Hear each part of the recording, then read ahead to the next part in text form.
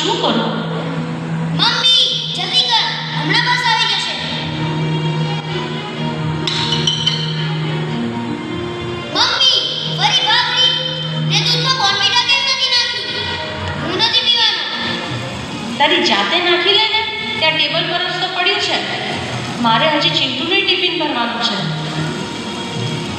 તમને તો મારી પડી જ નથી ને, આખો દિવસ ચીટુ માટે દોડાદોડ કરો છો.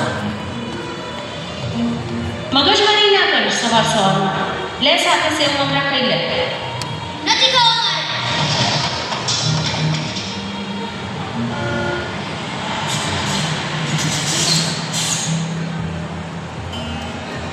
કેવો રોટલ છે, આવાની સાથે રોટો તો હું ગાંડો થઈ ગયો.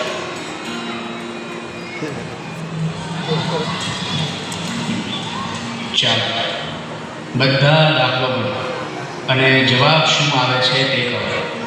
ઠીક છે?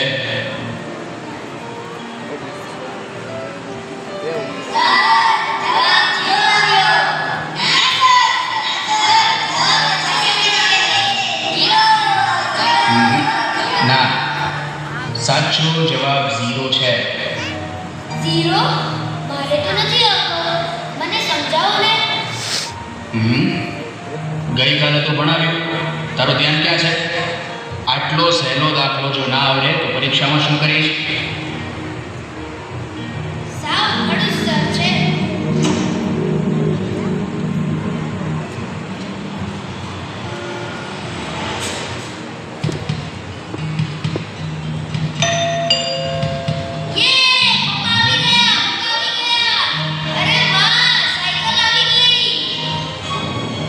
સોરી બેટા, આજે નથી લાવી શકાય. શું છે કે આખો દિવસ ટાઈમ જ નથી મળ્યો બેટા, પણ કાલે ચોક્કસ લઈ આવીશ. હા? શું પપ્પા, તમને ક્યારે ટાઈમ હોય છે? કેટલા દિવસથી કાલ કરો છો? આજે બિઝી હતો ને એટલે. કાલે ચોક્કસ લઈ આવીશ. ઓકે? તમને તો મારી પડી જ નથી ને.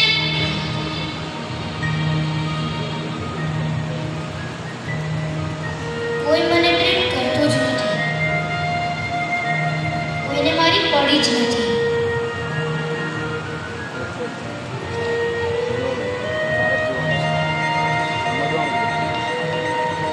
અરે આ શું છે?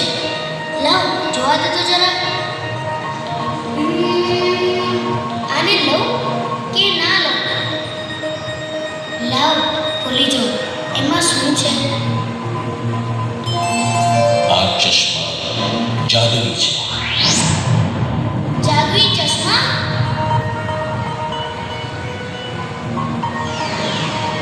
ઓહો, આજે તો બહુ હોમવર્ક આપ્યું છે. પપ્પા જલ્દી ઘરે આવી જાય તો સારું. તો થોડું હોમવર્ક એની પાસે કરાવી દઉં. આ તો સાચે જ જાદુઈ ચશ્મા છે.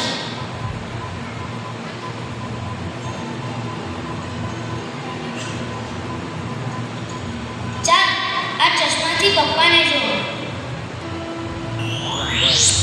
આજે આટલું કામ પતાવી દઉં તો કાલે ઓફિસથી વહેલો નીકળી શકું ને 1-2 માટે સાયકલ લેવા જઈ શકું. મેં એને પ્રોમિસ આપ્યું છે ને, કાલે તો હવે લાવવી જ પડશે. માય સન રોજ એ નારાજ થઈ જાય છે. સોરી બેટા.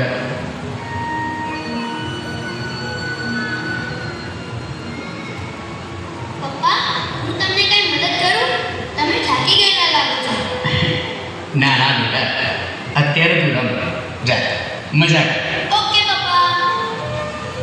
અત્યારે તો જમવાનું પતી ગયું છે, તો પછી મમ્મા કેમ શાક સુધારે છે? લાવ ચશ્મા પહેરીને જોઈએ.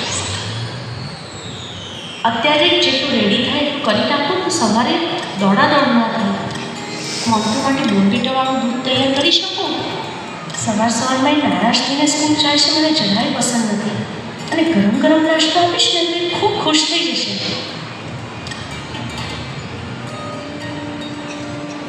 હું મમ્મી પપ્પા માટે કેવું વિચારું છું,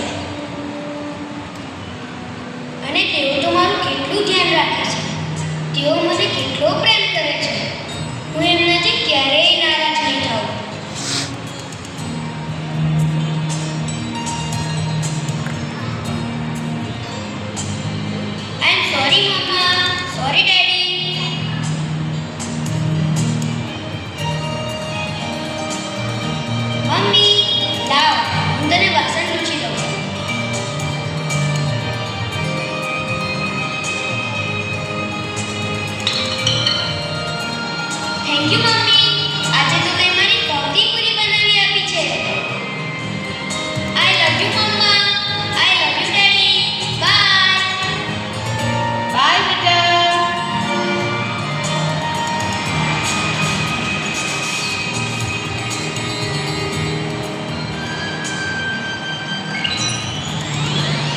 ભગવાન, તમે મારા મમ્મીને કેમ લઈ લીધા એ મને બહુ યાદ આવે છે.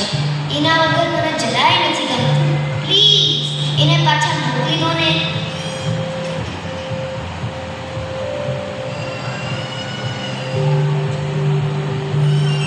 આજથી તું મારી સાથે લંચ કરજે.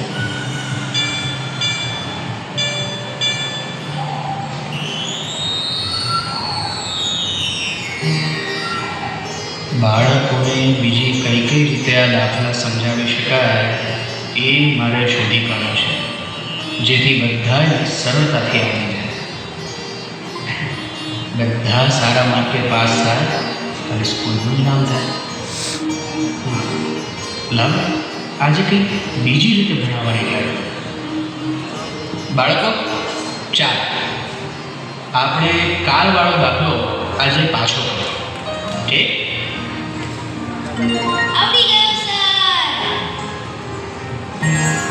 સર કેટલા સારા છે.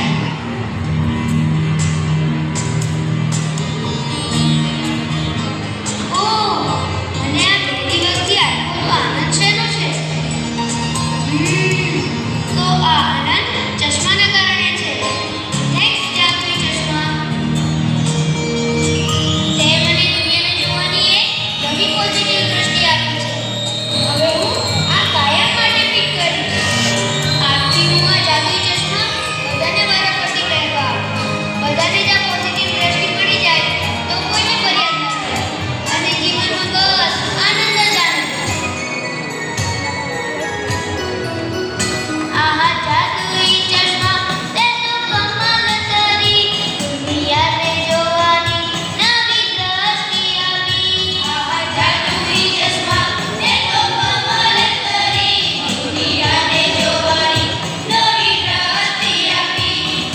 પોઝિટિવ દ્રષ્ટિથી કોઈ ફરિયાદ ના રહી. આહા જાદુઈ ચશ્મા તે તો કમાલ કરી, દુનિયાને જોવાની નવી દ્રષ્ટિ આપી. મમ્મી ખૂબ ધ્યાન રાખે, પપ્પા મનગમતું લઈ આપે, ટીચર સારી રીતે ભણાવે. હવે નારાજ રહું તો એ મારી ભૂલ ગણાય. હવે નારાજ રહું તો એ મારી ભૂલ ગણાય. આહા જાદુઈ ચશ્મા તે તો કમાલ કરી, દુનિયાને જોવાની નવી દ્રષ્ટિ આપી. આહા જાદુઈ ચશ્મા તે તો કમાલ કરી, દુનિયાને જોવાની નવી દ્રષ્ટિ આપી. કેવું રહ્યું? નવી દ્રષ્ટિ આપી. સુપર મજા આવી ગઈ. તો શું હવે તું જાદુઈ ચશ્માનો ઇસ્તેમાલ કરીશ? હા, જીવનમાં બધી જ જગ્યાએ હું જાદુ ચશ્માનો ઉપાય કરીશ. તમે બધા પણ કરશો? તમે બધા કરશો કે ના? બધા પોતપોતાની વાપરશો કે કહેતા નહીં? રહેજો. વાપરશો કે નહીં? મમ્મી, પપ્પા, ટીચર અને ફ્રેન્ડનું ક્યારેય ભૂલ ના જોશો. હંમેશા એમનું પોઝિટિવ જોજો. જય સચ્ચિદાનંદ. કહી શકશો. બધા પોતપોતાની જગ્યા ઉપર